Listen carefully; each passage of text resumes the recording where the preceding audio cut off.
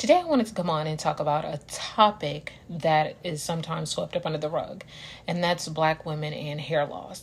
And the reason why I want to talk about this today is because, as some of you know, I have a hair care line. My hair care line is called Haven's Hair Care and Beauty. And with my hairline, I have different products. They range from hair growth oil to edge control shampoo and conditioner and so forth. Nevertheless, I've been doing some vendor events here lately, and when I've been doing the vendor events, I've been getting women who have been coming up to me saying, hey, I want to try some of your products because I'm looking to start growing my hair out. And they'll ask me what is the best product. So the best product that I have is my hair growth oil, and then I also have a hair growth balm. I recommend, both of them. The main one being the hair growth oil if their hair is highly damaged. So I've been getting a lot of women that have been saying, look, I do not want to go without my braids, my weave, or my quick weave. And I'm like, okay, that's fine. You can use the oil, in your hair, and it'll just go like up under your wig, weave, braids, whatever. And so they're like, yeah, because I've damaged my hair so bad that I'm embarrassed to show my real hair. And I have just been really, really, really saddened by that, right? So I actually started doing some research, and I'm going to talk about 3 types of alopecia today. And I just want to talk about this because I want women to be mindful of what you're doing to your hair today that will affect you tomorrow and down the road. So let's talk about the first type of alopecia. The first type of alopecia is traction alopecia. I think we've all heard of the traction alopecia, right? And I'm just going to give you a little bit of information because I've done some additional research. So this type of alopecia is caused by repetitive pulling or tension on the hair follicles, often due to tight hairstyles such as braids, weaves, cornrows, or ponytails. Black women may be more susceptible to traction alopecia due to the frequent use of these hairstyles. So with that being said, ladies, I'm one of those girls. Whenever I want to do a slick back pony, I want my pony like this. Here recently, I have been trying to either wear my hair down more or I put it in a little braid to the back and I keep it moving, because those slick back ponies that are really, really tight will have your hairline going from here to here. And it will take time, but it will happen. So just be mindful when you're wearing braids and you're pulling your hair really tight, or when you're doing those slick back ponies that look really, really, really good, but it's taking out your hair. Just be mindful, because you may think like, oh yeah, this style looks really, really good. This is a go. I get it. I got it. But the long-term effects, like I said before, will be detrimental to your hair. The second type of alopecia that I'm going to talk about is the centrifugal cicatricial. There you go. Alopecia. And it's referred to as CCCA. So if I pronounced it wrong, don't come hunt me down. Just refer to it as CCCA. So CCCA is a form of scarring alopecia that primarily affects women of African descent. It typically starts at the crown of the head and spreads outward, causing permanent hair loss. The exact cause is not fully understood, but is believed to be related to genetics, hairstyling practices, and possibly inflammation. So this type starts at the crown and then it spreads out. So what that's telling me is, over a period of time, if you're not taking care of your hair, you're going to end up bald with this type of alopecia, the CCCA, because it's starting from the crown and then it's spreading out. So that's another one. You want to be mindful of it. And it's said in here that it is due to hairstyling practices. So that goes back to, again, not taking care of your hair and the types of things either that you're using in your hair, or things such as like that traction alopecia, the way that you're pulling your hair. So just be mindful of that, because that one, to me, out of the 3 that I'm going to talk about, which is the traction alopecia, the CCCA, and then hold on one second, there's one other one, the alopecia areata.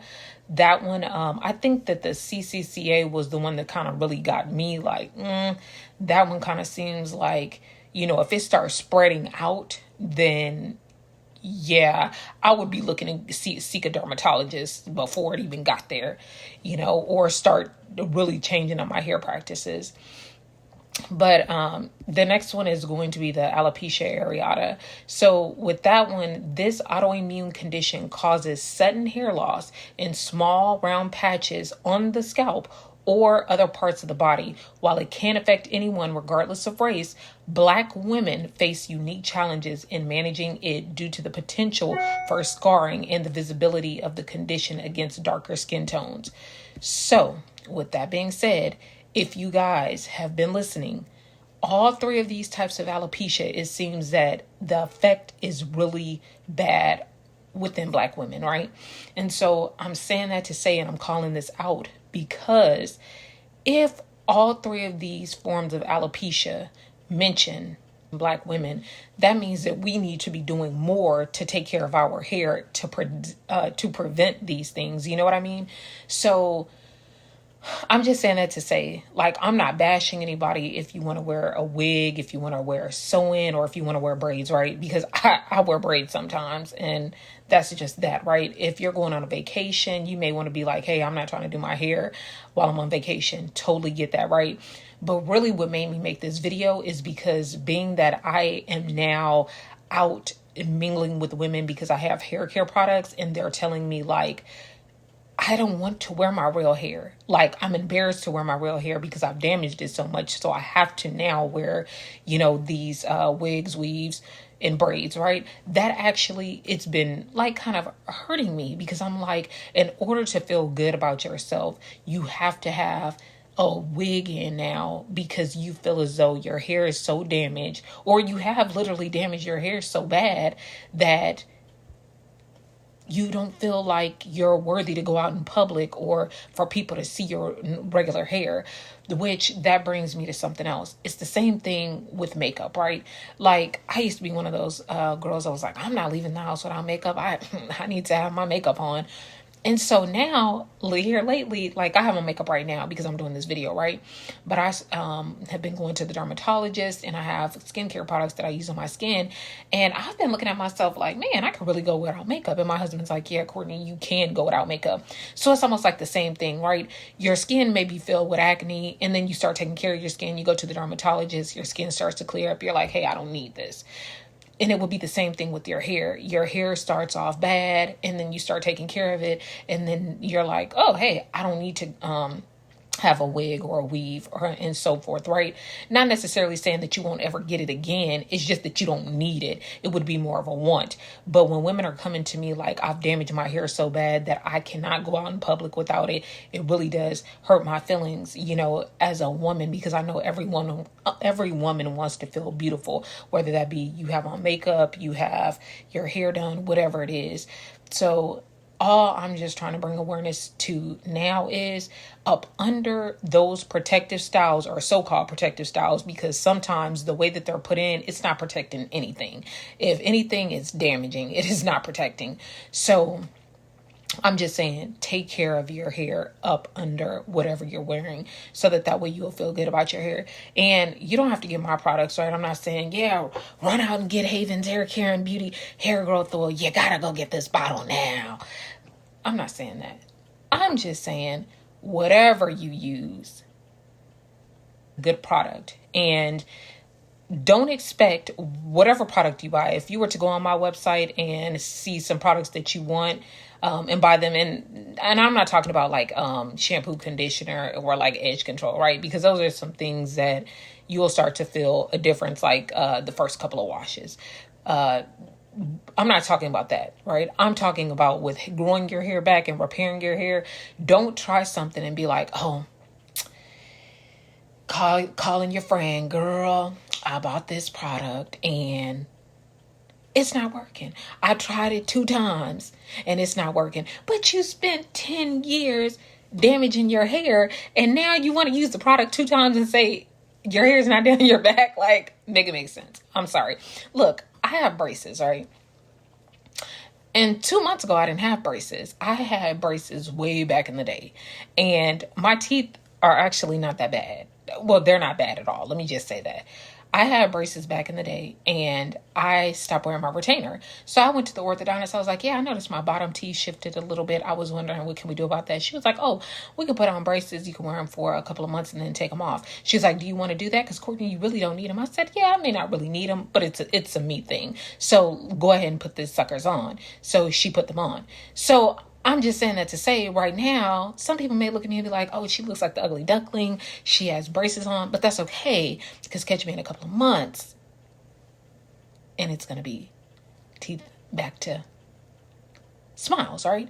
That's what it is. It's just like, take care of your hair now. A couple of months you may go through some phases where you like, I don't know if this is working, but stick to it and it will be okay. Like you will see some growth if you're using good products. If you're using good products in a couple of months, you will see some growth. Now, your hair is not going to be 20 inches and 30 inches down your back. It's going to take a little while, right? But just be consistent. So anyways, ladies, I just wanted to come on here and make this video and let you know, take care of your hair and your hair will take care of you. You will see some differences, and most of all, you're beautiful with makeup, without makeup, with hair, without hair, with braces, without braces. So anywho, I'll talk to y'all later. If you have any comments, go ahead and drop down in the comment section. Leave me a comment, or if you have any questions. Anyways, hopefully you guys will have a good rest of the day, good week, all that, whenever you look at this video, right? So I'll talk to you later. Bye.